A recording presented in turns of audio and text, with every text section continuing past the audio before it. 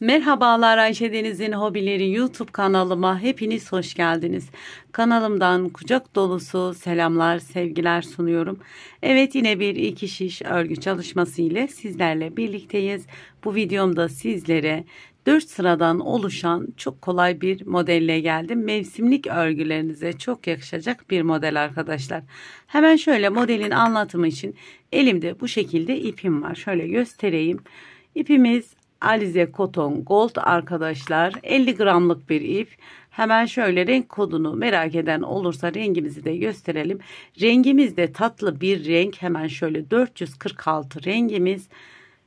Bu kısımlarda da şiş numaraları, tığ numaraları yazıyor. Evet arkadaşlar, şöyle şiş numaralarım ise 3,5 numara şiş kullanacağım. Siz daha salaş olsun isterseniz daha kalın şişler kullanabilirsiniz. Şallarda daha çok kalın şiş kullanabilirsiniz. Evet, şöyle dilerseniz Bismillahirrahmanirrahim diyelim ve modelimizin anlatımına geçelim. Evet, Bismillahirrahmanirrahim. Sizlere model gösterecek kadar arkadaşlar ben ilmek atıyorum. İlmek sayılarımız bu modeli kurmak için 3 ve 3'ün katları artı sağ ve sol kenar ilmeğine ihtiyacımız var. Yeleklerde, hırkalarda, kenar bantlarında eklemeyi unutmayın. Hemen şöyle ben ilmeklerimi atmaya başlıyorum. Sizler bu modelin altına ters düz lastik yapabilirsiniz. Haroşa geçebilirsiniz. Yani lastik gerektiren bir model. Şöyle ben ilmek sayılarımı ayarlayıp geliyorum. Evet, ilmeklerimi topladım. Tekrar ilmeklerimizi kontrol edelim arkadaşlar. Şöyle üçlü gruplar halinde 3, 3, 3, 3, 3, 3 artı 2 sağ sol kenar ilmeğimiz. Şimdi ben sizlere modeli gösterebilmek için birkaç sıra haroşa dişi yapacağım arkadaşlar. Haroşa gideceğim. Sonra modelimi kuracağım. Sizler de istediğiniz lastik modelini alt kısmına kurun. Evet, düz örgülerle hemen tersinden veya düzünden düz örgü yaparak haroşa örgü elde edeceğim. Birkaç sıra örüp modelimizi birlikte kuralım. İpim arkadaşlar şişime göre bir tık ince. Onu da belirteyim burada. Hemen. Yine tersinden de düz bir şekilde öreceğim. Kenar ilmeğimi örmeden aldım. Bir sıra daha düz örüyorum arkadaşlar.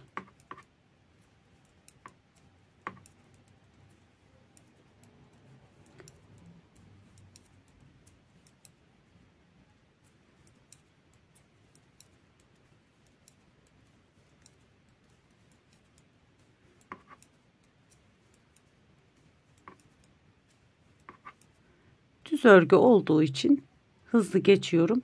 Modelde daha detaylı anlatacağım. Hemen şöyle bir iki sıra örüp geliyorum. Evet arkadaşlar, şöyle hemen 2 diş haroşa yaptım. Tabii ki sizler mesafesini kendiniz ayarlayın. Şöyle ben modelin birinci sırasından anlatmaya başlıyorum. Zaten modelimiz 4 sırada oluşuyor. Örgümüzün ön yüzünde modelimize başlıyoruz. Kenar ilmeğimi örmeden alıyorum. Burada bir sıra modelimize dahil arkadaşlar. Bir sıra düz örgümüzü örüyoruz. Birinci sıra ön yüzde bir sıra düz örüyoruz. Sıra sonuna kadar düz örgümüzü örüyoruz arkadaşlar. Ajurlu bir model.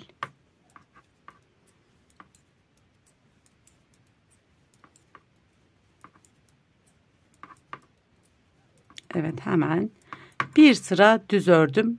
Örgümün ön yüzü birinci sırasında. İkinci sırasında ise bir sıra ters örüyoruz. Arka yüzde bir sıra ters örüyoruz. Kenar ilmeğimi örmeden aldım. Bir sıra ters örüyoruz.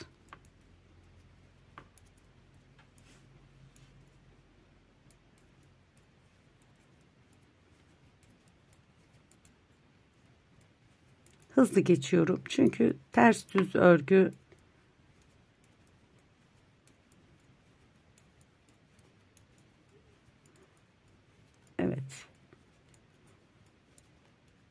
Şimdi modelimizin ön yüzü 3. sırasında örgümüze şekil vereceğiz arkadaşlar. Şöyle hemen bir sıra düz, bir sıra ters örgümüzü ördük. Şimdi burada ise kenar ilmeğimi örmeden alıyorum. Burada şişimin başına bir defa ipimi aldım. Sıradaki 2 ilmeğimi düz örüyorum. İkisini birlikte düz. Sıradaki 3. ilmeğimi tekrar düz ördüm. Bir kez artırdım. Modelimizi burada bir kez kurmuş olduk. Tekrar artırdım. 2 ilmeğimi düz ördüm. Sıradaki ilmeğimi tekrar bir tanesini düz ördüm. Bir tane şişimin başına ipimi doladım. İkisini birlikte düz ördüm. Sıradaki ilmeğimi de bir tanesini düz ördüm. Bir kez şişimin başına ipimi aldım. 2 ilmeğimi birlikte düz ördüm. Yani bir artırdık, bir kestik. Tekrar bir düz. Artır, 2 ilmeğimizi birlikte düz ör.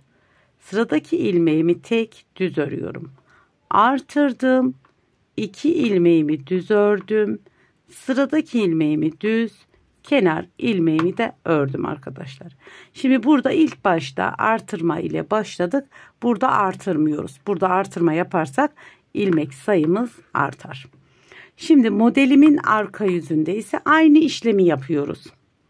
Kenar ilmeğimi örmeden aldım. Burada bir tane artırma yaptım. Sıradaki 2 ilmeğimi, yani 2 tane ters ilmeğim var. Bunları düz bir şekilde ikisini bir örüyorum. Sıradaki ajurlu dolamış olduğum ilmeğimi düz bir şekilde ördüm. Yine bir artırmamı yaptım. Sıradaki 2 ilmeğimi düz örüyorum.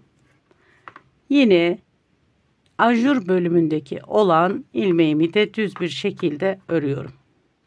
Artırdım, 2 ilmeğimi düz bir şekilde ördüm. Tekrar buradaki dolamış olduğum ilmeğimi de bir kez ördüm. Artırmamı yaptım. 2 ilmeğimi düz bir şekilde ördüm. Tekrar ilmeğimi düz ördüm. Artırdım. 2 ilmeğimi düz ördüm. Sıradaki ajurlu ilmeğimi de düz ördüm. Artırmamı yaptım. 2 ilmeğimi düz bir şekilde ördüm. En sondaki ilmeğimi, yine ajurlu ilmeğimi bir kez ördüm. Kenar ilmeğimi de ördüm arkadaşlar. Evet, modelimizi bir kez kurmuş olduk. Şöyle göstereyim. Tabii ki modelimiz ilerledikçe kendini gösteriyor. Hemen ikinci kez sizlere anlatayım modelimi. Yeni başlayanlar için ilk sırada ne yapmıştık? Bir sıra düz, bir sıra ters örmüştük. Modelimizin, yani ikinci örneğimiz birinci modelimiz. Kenar ilmeğimi örmeden aldım. Bir sıra düz örüyorum. Yine ajurlu ilmeğimi de düz.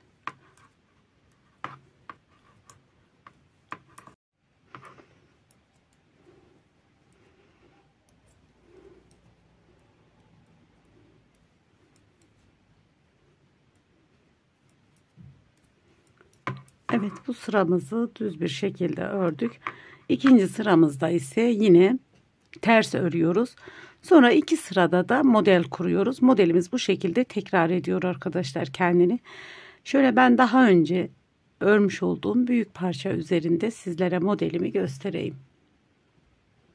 Hemen şöyle büyük parça üzerinde modelimiz bu şekilde. Bunun alt kısmına lastik geçtim. Bu şekilde haroşa yaptım. Haroşa biraz çekiyor arkadaşlar. Lastik yaparsanız bu şekilde düzgün duracaktır. Çünkü üst kısımda modelimiz açıyor. Açan bir model. Hemen şöyle haroşede toplayan bir durumu olduğu için bu modeli çok düzgün durmadı diyebilirim. Ama bunda sizler de bu şekilde yaparsanız, ters düz lastiğin üzerine kurarsanız bu şekilde duracaktır. Evet, şöyle modelimizin görüntüsü. Gerçekten tiril tiril koton ipe de güzel durduğunu düşünüyorum. Hemen şöyle ters yüzünü de gösterelim. Ters yüzü de tertemiz duran, hoş duran bir model. Evet, bu modelden neler yapabiliriz? Bu modelden